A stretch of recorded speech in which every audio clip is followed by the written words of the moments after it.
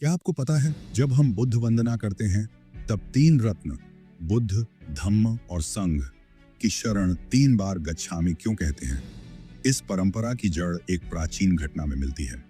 एक समय भगवान बुद्ध नालंदा के पावारिक आम्रवण में विहार कर रहे थे।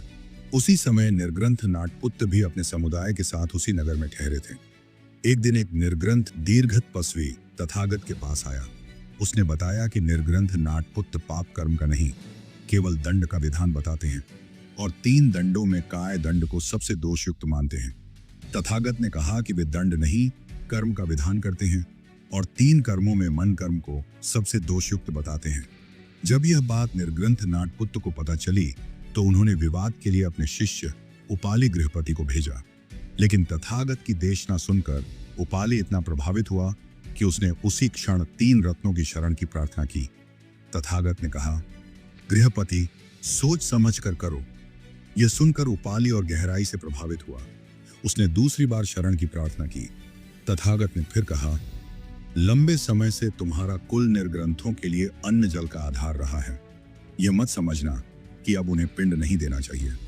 उपाली का विश्वास और दृढ़ हो गया। जब उसने तीसरी बार प्रार्थना की तभी उसे बुद्ध, धम्म और संघ की शरण दी गई। वहीं से यह परंपरा स्थापित हुई कि शरण सोचकर, समझकर और दृढ़ निश्चय से ली जाती है।